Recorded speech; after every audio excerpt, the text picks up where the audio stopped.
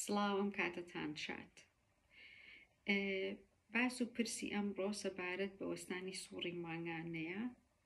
دانیشە تۆش ئەگەر پیاوی چکەی بۆ تۆش زۆر گرنگە زانیاریت لەسەر ئەمە هەبێ بۆ ئەوەی لەوە تێبگەی کە خوشکت دایکت هاوژیانە دیارت خۆشەویستەکەت بە چیا تێپەڕەر بێت و حاڵەتی چۆنە لە کاتێکا کە سووڕی مانگانەی ئەوەستێ. وەستانی سووڕی مانگانە لە کەیا ڕوئەیە؟ لەو کاتا ڕوئەیە کە خانمەکە هێلکەی پێنامێنێ و هۆرمۆنی ئۆسترۆجین و پرۆجسترۆن دروست ناکە. ئەمە دەبێتە هۆکاری حاڵەتی جیاواز لە ژنێکەوە لە ناو ژناندا لە ناو جەستەی ژندا و لە ژنێکیشەوە بۆ ژنێکی کە جیاوازە. هەندێک ژن ئەسڵەن هەست بەوە ناکەن کە سووڕی مانگانەیان وەستاوە و کێشەی زۆریان نییە. هەندێک ژنیش هەر بەڕاستی ئەکەونە ناو کێشەی قوڵەوە و ئەزیەتێکی زۆرە چێژن تا ئەم تەمەنە بەڕێ دەکەن. بەداخەوە من زۆر جار پەس دەبم بەوەی کە وشەی تەمەنی نائومێدی بەکاردێت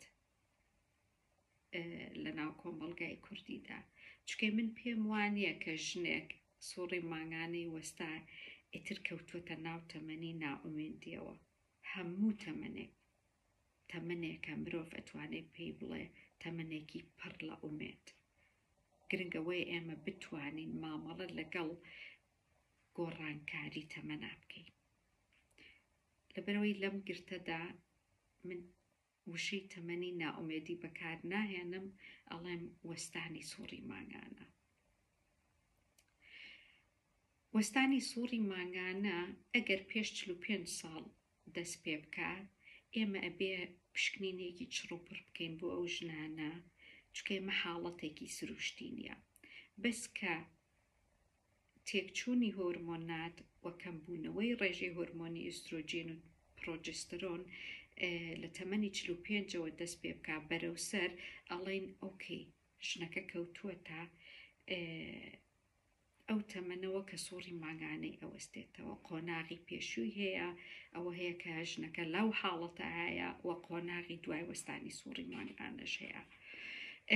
لە قۆناغی پێش وەستانی سووڕی مانگانە کە بۆ نمونە لە تەمەنی 45 ساڵیەوە دەست پێکا بۆ هەنێ لە ئافرەتان حاڵەتی جیاواز ڕوو ئەدات. سووڕی مانگانە تێگەچێ، یا ئەوەیە 2 مانگ جارێیەت، 3 مانگ جارێیەت، یا لە مانگێکا چەند جارێکیەت. خوێنەکەش ئەکرێ کەم بێت یا زۆر بێت.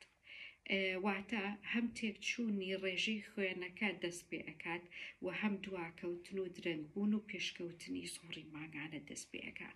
ئەمانە حاڵەتی سروشتین. باش ئێمە چۆن ئەتوانین بە ژنێک بڵێین کەوتوویتەتە وەستانی سووڕی مانگانەوە، ئیتر تۆ سووڕی مانگانت بۆ نایە؟ پێناسە زانستیەکەی وەستانی سووڕی مانگانە ئەوەیە کە ژنێک 12 مانگ لەسەر یەک سووڕی مانگانەی بۆ نێت بە هیچ شێوەیەک. ئیتر ئێمە بەو ژن ئەڵێن she's post menopausal، واتە دوای وەستانی سووڕی مانگانەیە، یعنی سووڕی مانگانەی وەستاوە و کەوتووەتە و تەمەنەوە ئیتر سووڕی مانگانەی بۆ نایەت. ئەو حاڵەتانە کە لە ژنانە ڕوئەیە لە تەمەنی 45 ساڵی و بەرەوسەرەوە تا سووڕی مانگانەیان بە تەواوەتی ئەوەستێەوە 12 مانگی بەسەراچووە و سووڕی مانگانەیان بۆ نەهاتووە. ئەوەیە نیشانە سەرەکیەکان کە زۆربەی ژنان بێزارەکەن گڕەیە، ئارەقکردنەوەیەکی زۆر کەکت و پڕیە.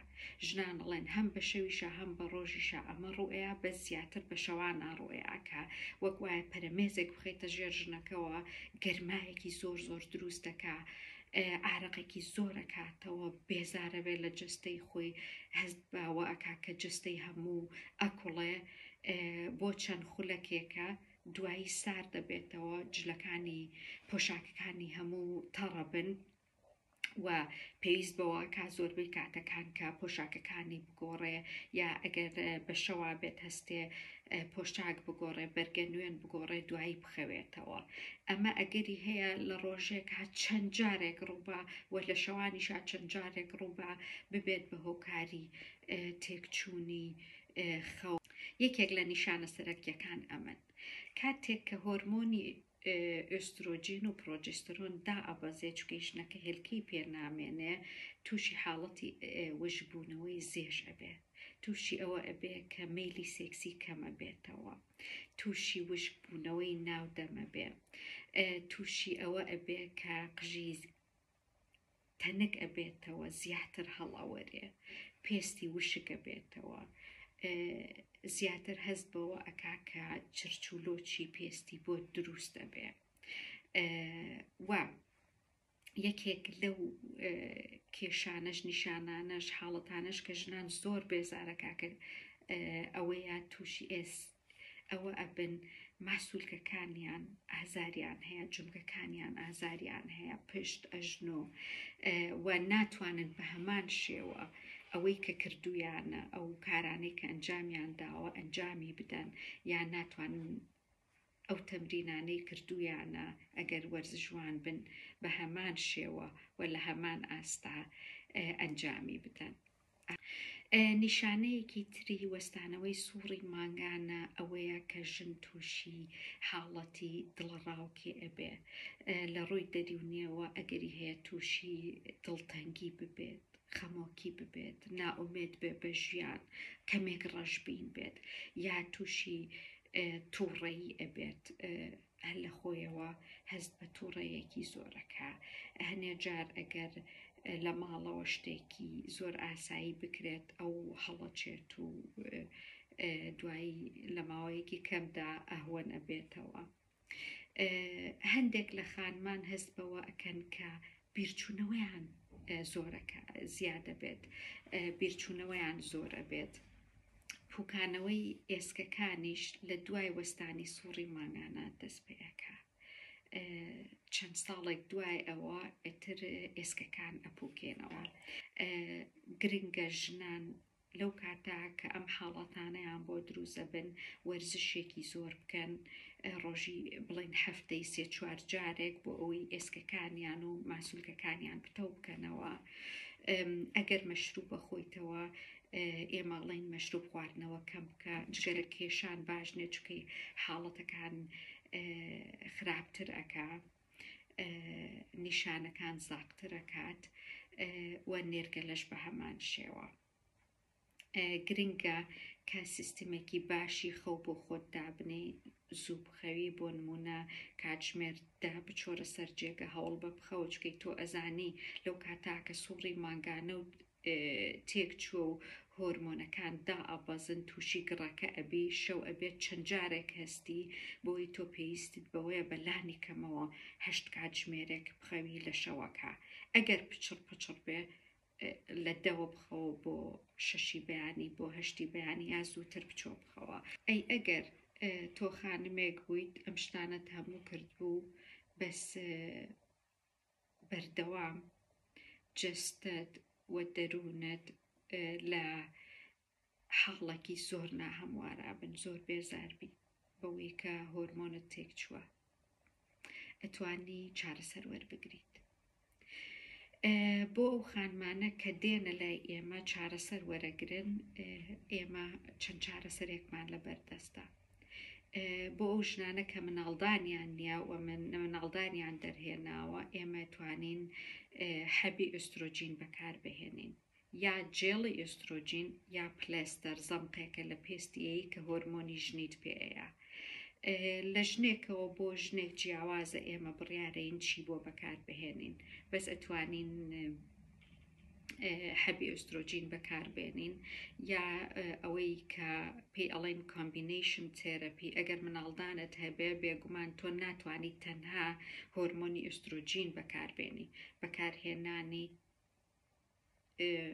هۆرمۆنی ئۆسترۆجین وەک حەب بێ، وەک جێڵ بێ، وەک کرێم بێ، هەر شتێک بێ زیان بەخشە بۆ ژنانەی کە مناڵدانیان هەیە، چکەی هۆرمۆنی ئۆسترۆجین ئەچێ ناو پۆشی مناڵدان ئەستورە کاتەوە ئەمەش بەپێی کات ئەگەری هەیە ببێتە هۆکاریش دروستبوونی شێرپەنجەی مناڵدان لەبەرەوەی ئەگەر مناڵدانت هەیە و مناڵدانت دەرنەهێناوە ئەبێ کۆمبینیشن تەراپی بخۆی واتە ئەبێ حەبێک بخۆی کە هەم ئۆسترۆجینی تیابێ هەم پرۆجسترۆنی تیابێ یا ئەتوانی حەبی ئۆسترۆجین بەکاربێنی جێڵی ئۆسترۆجین بەکاربێنی پلاستەری ئۆسترۆجین بەکاربێنی و لەولەبێکی بەکاربێنی کە هۆرمۆنی پرۆجسترۆنی تایە گێستەگەن گرنگە کە چارەسەر وەرەگری چارەسەرەکە لە لای پسپۆڕێکی ژنان و مناڵبوونەوە پێت بدرێ کە هەر بەڕاستی زانیاریەکی چڕ و پڕی هەیە لە بەکارهێنانی هۆرمۆناتە بۆ ئەو ژنانە کە سووڕی مانگانەیان ئەوەستێتەوە. هەندێک ژن کە مەیلی سێکسیان کەم ئەبێتەوە جگەر لە هۆرمۆنی پرۆجسترۆن و ئۆسترۆجین پێویستیان بەوەیە کە کەمێک هۆرمۆنی تێستۆستۆرۆنیش وەربگرن کە هۆرمۆنی پیاویە. لە وڵاتەکانەوە ئێستا زیاتر و زیاتر دەستمان کردووە بە بەکارهێنانی هۆرمۆنی تێستۆستۆرۆن بۆ ژنان بەس هەر بەڕاستی ئەمە پرسێکی زۆر هەستیارە پسپۆڕێکی زۆر زیرەک و بەتوانای ئەوێت چونکە ئەگەر ڕێژەکە زۆر بەرز بێ بەرەو بە پیاوبوونت ئەبات بۆ نمونە مو دروست دەکات دەنگت گڕەکات یعنی هەنە نیشانە لە جەستەتدا ڕوو ئەدات کە بەرەو پیاوبوونت ئەبات لەبەرەوەی ڕێژەکانی بەکارهێنانی هۆرمۆنی پیاوی بۆ زیادکردنی مەیلی سێکسی ژنان پسپۆڕێکی زۆر زیرەکیەوێ کە هەموو توێژینەوە زانستەکانی خوێند بێتەوە و ئاگایی لە گۆڕانکاریەکە بێت لەو مەیدانەدا. خانمان ئەوانەی کە کێشەی زۆر قۆڵیان هەیە لەگەڵ ئەوەی کە چوونەتە تەمەنی نیشتنەوەی سووڕی مانگانە و ئەم حاڵەتانە بەدی ئەکەن لە ناو جستەیانە با بڕۆن ڕاوێژ بە پسپۆڕێکی ژنان و مناڵبوون بکەن و بەرنامەیەکی باشیان بۆ دابنرێت چارەسەرێکی باش. ئێمە لە وڵاتی دانیمارک ئەڵێین پێش سوەستانی سووڕی مانگانە بۆ زۆربەی ژنان لە تەمەنی 51 لە 50 بۆ 53 ڕوئەیە و معدلەکەی تەمەنی 51 زۆربەی ژنان لە تەمەنی 51 تر سووڕی مانگانەیان وەستاوەتەوە بەس ئەمە بۆ لە وڵاتێکەوە بۆ وڵاتێک ئەگەریەوەی هەیە تۆزەی جیاواز بێ و لە قومێکەوە بۆ قومێکی کە بۆی ئاسیایی ئەفریقایی ئەوروپی ئەمەش هەر جیاوازی هەیە. ئایا ئەتوانی پشکنینێک بکەی بۆی بزانی سووڕی مانگانت وەستاوەتەوە؟ بەڵێ پشکنینی خوێن هەیە هۆرمۆنی FSH LH و ئێسترادیۆڵ ئەتوانی پشکنینی ئەم هۆرمۆنانە بکەیت بەس ئایا توانین بە دڵنیاییەوە بڵێن ئەگەر ژنێک FSHی بەرز بێ یا ئێڵەجی بەرز بێ ئێتر تەواو سووڕی مانگانەیە وەستێت قەت ناتوانین 100% بین چونکە ڕێژەکان لە هەندێک ژنا زۆر بەرز ئەبنەوە تووشی حاڵەتی تێکچوونی سووڕی مانگانە ئەبێ بەس سیرەکەی 3-4 مانگ سووڕی مانگانەی بۆ نهاتۆ دوایی هێلکەیەکی هەیە پەروەردەیە کات ڕێژەی ئۆسترۆجین بەرزە بێتەوە و سووڕی مانگانەی بووێتەوە. بەڵێ ئەتوانین پشکنینی خوێنت بۆ بکەین بەس ناتوانین بە تەواوەتی پشت ببەستین بە پشکنینەکانەوە ئەبێ نیشانەکانیشی لەگەڵا بێ و تێکچوونی و وەستانەوەی سووڕی مانگانەشی لەگەڵا بێ چکەی بەرزبوونەوەی هۆرمۆنەکان ئەگەر پێش 45 ساڵ ڕووبدات یا لە ژێر 45 ساڵەوە ڕووبدات ئەبێ بگەڕین بە دوای هۆکاری دیکەدا. بەکارهێنانی هۆرمۆن و چارەسەر وەرگرتن بۆ ئەم حاڵەتانە و لە کاتی نیشتنەوەی سووڕی مانگانە بەس کاریگەری ئەرێنی نییە کاریگەری نەرێنیشی هەیە. ئێمە ژنان ئەبێ ئەوە بزانین لە کاتێکا بڕیار ئەین کە هۆرمۆنی ئۆسترۆجین و پرۆجسترۆن و تێستۆستۆرۆن وەرگرین ئەبێ بزانین هیچ هەبوو دەرمانێک بێ کاریگەری نەرێنی نییە. بۆ نمونە ئەو ژنانە کە هۆرمۆنی ئۆسترۆجین وەرەگرن ئەگەری ئەویان هەیە کە تووشی جەڵدەکان بن، کڵۆبوونی خوێن ببن، جەڵدەی مێشکە، جەڵدەی قاچە، جەڵدەکانی کرە کڵۆبوونی خوێن دروستە بێ، ڕێژەی کڵۆبوونی خوێن بەرزترە بێتەوە لەو ژنانە کە هۆرمۆن وەرەگرن. ڕێژەی شێرپەنجەی مەمک بەرزتر ئەبێتەوە لەو ژنانە کە هۆرمۆن وەرنەگرن بەراورد بەو ژنانە کە هۆرمۆن وەرناگرن. بەس لە هەمان کاتیشا ئێمە بێوە بزانین ئەو ژنانە کە هۆرمۆن وەرناگرن کە هەر بەڕاستی حاڵەتی جستەیان زۆر ناهەموارە، زۆر بێزار بوون بەم کەمبوونەوەی هۆرمۆنە و زۆر بێتاقەت بوون، خەویان تێکچوە، تووشی خەمۆکی بوون، تووشی هەموو حاڵەتەکان بوون، یعنی هەڵبژاردەیان نییە، مەجبورن چارەسەرەکە بەکاربێنن، هەرچەند ئەشزانن کە ئەگەری ئەوەیان هەیە کە تووشی شێرپەنجەی مەمک ببن یا تووشی کڵۆبوونی خوێن ببن.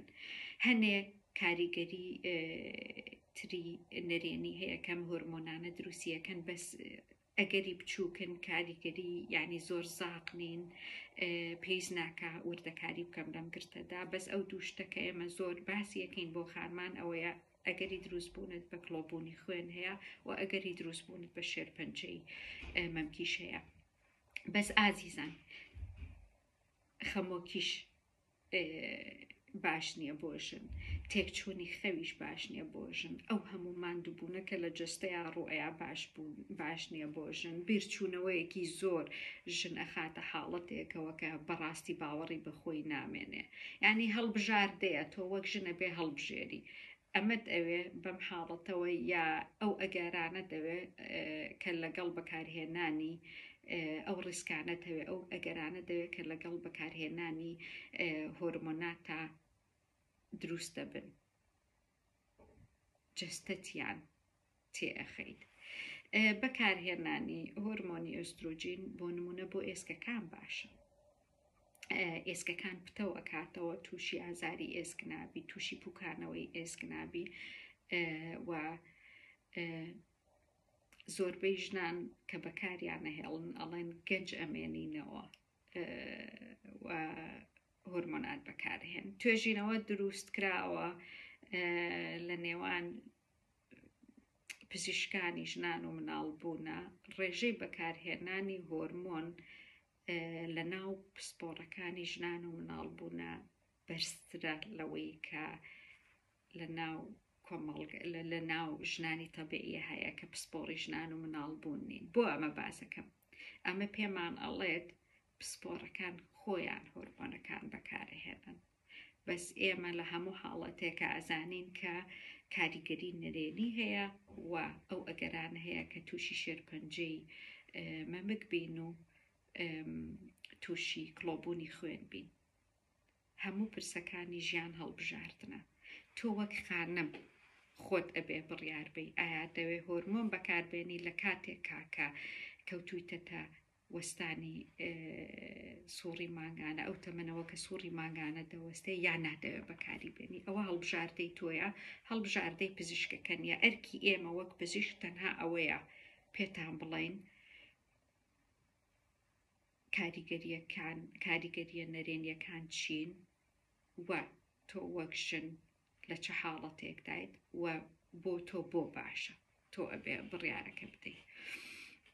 زۆر جارە و پرسیارم پێ لێەکەن دکتۆر تۆ هەڵی بژێرە، تۆ پێمان بڵێ ئێمە چی بکەین؟ ناچکەی جستەی ئێوەیە، ئێوە چارەسەری تێەکەن و ئێوەش تووشی شێرپەنجەی مەمەگە بن، ئێوەش تووشی جەڵدەکانە بن و کڵۆبوونی خوێنە بن، نەوەک من ئەگەر بەکاری بێنن. ئەبێ بەرپرسیارەتی ئەو بڕیارە بخەنە سەرشانی خۆتان و بیرێکی باشی لێ بکەنەوە. لە کۆتاییدا زۆربەی ژنەکان لە 45 ساڵیەوە دەست پێەکەن تا ئەگەنە 50 ساڵی سووڕی مانگانە تێگە چێکەمە بێت زیادەکات و ئەو حاڵەتانە دروست دەبن کە باسم کردوون و زۆرینەی ژنان لە دوای 51 و 52 ساڵیە ئێتر سووڕی مانگانەیان نامێنێ و پێناسە تەواویەکەی ئەوەیە ئەگەر لە 12 مانگا لەو تەمەناکە باسم کرد سووڕی مانگانەت بۆ نەهات بوو کەواتە تۆ پۆست مێنۆپاوسەڵی واتە سووری کەوتویتەتە دوای وەستانی سووری مانگانە و هێلکەت پێنەماوە. لەو کاتەدا کە سووری مانگانە تێک ئەچێ هەرتا سووری مانگانەت هەبێ ئەگەر دانەیەکیش بێ ئەگەری ئەوە هەیە کە تۆ دووگیان بی بەس ئەگەرەکە زۆر بچووکە. واتە بیر مەکەرەوە کە ئەتوانی ئەم حاڵەتە و ئەم تەمەنە وەک بەرگریەکی سروشتی بەکاربێنی بۆەوەی دووگیان نەبی. تا کاتێکی تر و تا ڤیدیۆیەکی تر هەمووتان بە خۆشی و ئارامی و ئاسوودەیی ژیان دەسپێرم. ڕۆژتان باش ئازیزان.